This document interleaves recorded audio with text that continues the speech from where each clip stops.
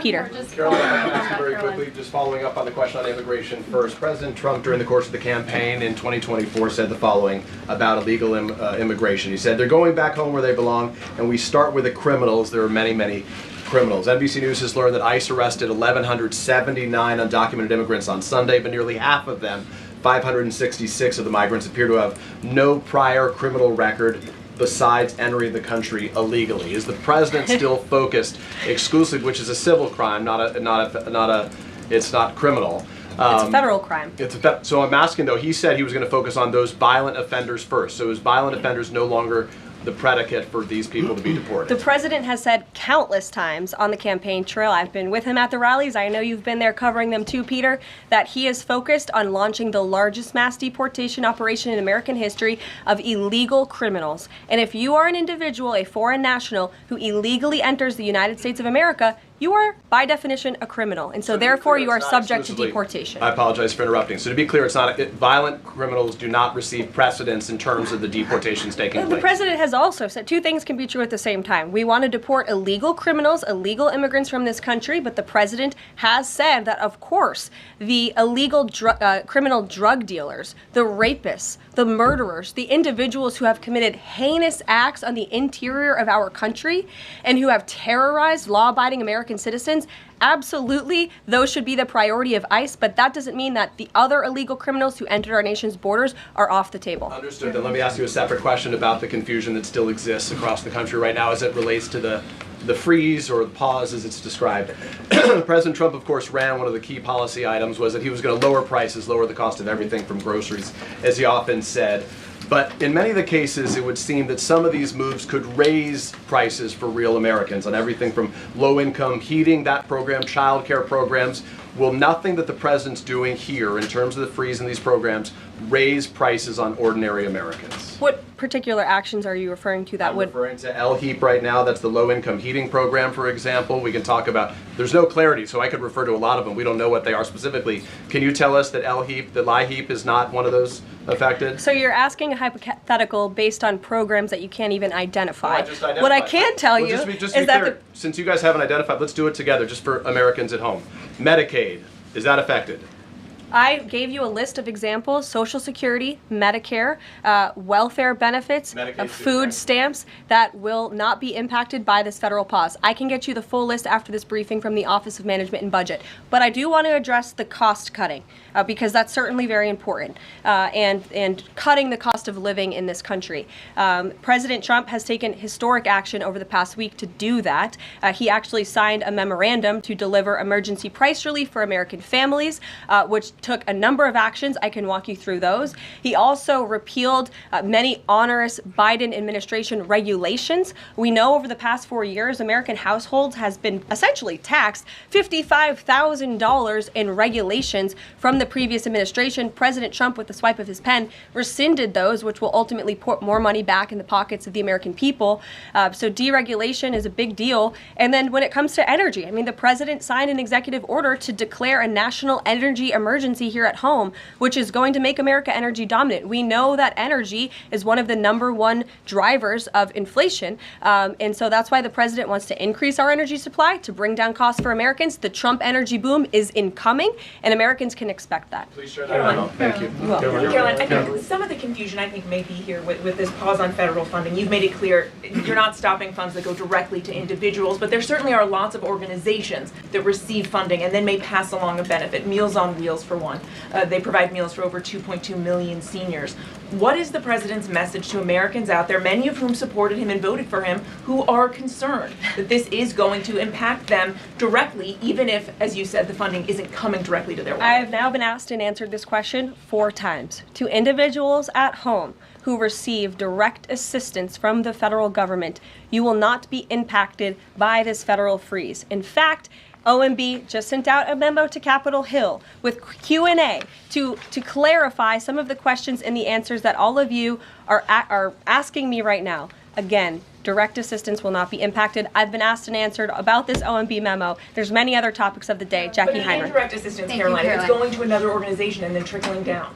Direct assistance that is in the hands of the American people will not be impacted. Again, as I said to Peter, we will continue to provide that list as it comes to fruition. But OMB right now is focused on analyzing the federal government's spending, which is exactly what the American people elected President Trump to do. And one question on immigration, Caroline, on immigration. Of the you, 3,500 arrests ICE has made so far since President Trump came back into office, can you just tell us the numbers? How many have a criminal record versus those who are just in the country illegally? All of them, because they illegally broke our nation's laws and therefore they are criminals as far as this administration goes. I know the last administration didn't see it that way, so it's a big culture shift in our nation to view someone who breaks our immigration laws as a criminal, but that's exactly what they are. You may have to point at the worst first. They all have a criminal record? And welcome to the briefing If they room. broke our nation's laws, yes, they are criminal. Yes. Thank you.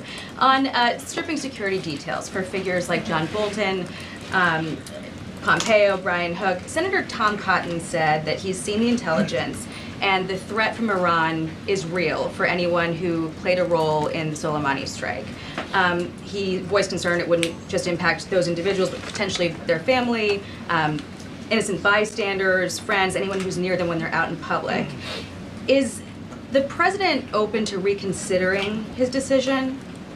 The president was asked and answered this yesterday, and he was firm in his decision despite some of the comments that you had referenced. And he's made it very clear that he does not believe American taxpayers should fund security details for individuals who have served in the government for the rest of their lives. And there's nothing stopping these individuals that you mentioned from obtaining private security. That's where the president stands on it. I have no updates on that. Is there any concern that this decision might jeopardize the administration's ability to hire the best advisors for these kinds of positions in the future? No, in fact, I've talked to the Presidential Personnel Office who has told me directly that there is such an influx of resumes for this administration that it's incredibly overwhelming. There is no lack of talent for the Trump administration. Would he take any responsibility if anything happened to these people? Would he feel at all that his decision was a factor in that? The president was asked and answered this yesterday. I defer you to his comments. Caroline. Reagan, since you're in the back row, I hear you. The back row hasn't gotten much attention in the last 4 years, so I'm happy to answer your question. I can project.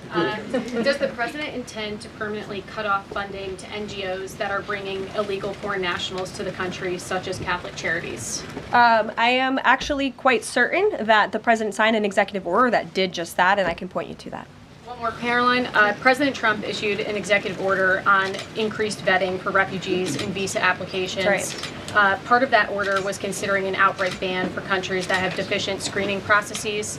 Has the president considered yet which countries might fall into this category, or countries like Afghanistan or Syria under consideration for a full ban? Yeah, so the president signed an executive order to streamline the vetting for visa applicants and for illegal immigrants in this country who are coming, of course, from other nations. It also directed the Secretary of State to review the process and make sure that other countries around the world are being completely transparent with our nation and the individuals that they are sending here. And so the Secretary of State has been directed to report back to the president. I haven't seen that report yet. We've only been here for a few days. Caroline, one on the freeze in federal funding. Who advised the president on the legality of telling government agencies that they don't have to spend money that was already appropriated by Congress? Well, as the OMB memo states, this is certainly within the confines of the law. So White House counsel's office believes that this is within the president's power to do it, and therefore he's doing it. Okay, so they disagree with lawmakers who say that they don't have the power to freeze this funding. Again, I would point you to the language in the memo that clearly states this is within the law. And all that happened on Friday night. The administration fired several inspectors general without giving Congress the 30-day legally required notification that they were being fired. I think only 2 were left at DHS and the DOJ. And then yesterday we saw several prosecutors, I believe 12, fired from the Justice Department who worked on the investigations into the president. As you know, they are career prosecutors, therefore they are afforded civil service protections. How is the administration deciding which laws to follow and which ones to ignore? So it is the belief of this White House and the White House counsel's office that the president was within his executive authority to do that. He is the executive of the executive branch, and therefore he has the power to fire anyone within the executive branch that he wishes to. There's also a case that went before the Supreme Court in 2020, Scala Law LLC versus the Customs, bureau protection. I would advise you to look at that case, and that's the legality that this White House was resting So on. you're confident that if they bring lawsuits against you, those prosecutors who were fired, that they will succeed? We will win in court, And yes. did he personally direct this, given they worked on the classified documents investigation and the election interference investigation? This was a memo that went out by the Presidential Personnel Office, and the President is the leader of this White House, so it did yes. come from him. Yes, it came from his Caroline? Sure. Thank you. Congrats on your first day behind the podium. Thank you. President Trump ended funding for UNRWA and also designated the Houthis a foreign terrorist organization. That's right. Both were decisions that the previous administration had reversed. So here's my question. Will there be an investigation into who gave the previous administration this terrible advice? Well, that's a very good point. I haven't heard discussions about such an investigation, but it wouldn't be a bad idea considering that the Houthis certainly are terrorists. They have launched attacks on U.S. naval ships across this world, and so I think it was a very wise move by this administration to redesignate them as a terrorist group, because they are, and I think it was a foolish decision by the previous administration to do so. As for an investigation, I'm not sure about that, but it's not a bad idea. Josh. Thank you for the question. I appreciate it. Can you give us an update on the president's plans for his tariff agenda? He spoke a lot about this yesterday, and there's a couple of dates coming up that he's spoken to. Number one, February 1st, he's alluded to both the potential for tariffs for Canada and Mexico, but also China to take effect on those days. What's he thinking about that? Yeah. Should those countries expect that? Again, he was asked and answered this question this past weekend when he took a lot of questions from the press, and he said that the February 1st date for Canada and Mexico still holds. What about the China 10% tariff that he also had mused about last Tuesday going into effect on the same day? Yeah, the president has said that he is very much still considering that for February 1st. Separately, yesterday he talked also about sectoral tariffs on, for instance, pharmaceuticals as well as semiconductor computer chips. He talked about steel, aluminum, and copper. What's the timeline on those? Is that a similar sort of coming days thing? Or? Yeah, so when the president talked about that in his speech yesterday, that actually wasn't a new announcement. That was within a presidential memorandum that he signed in one of the first days here in the White House on his America First trade agenda. So there's more details on those tariffs in there. As far as a date, I don't have a specific date to read out to you, but the president is committed to implementing tariffs effectively, just like he did in his first term.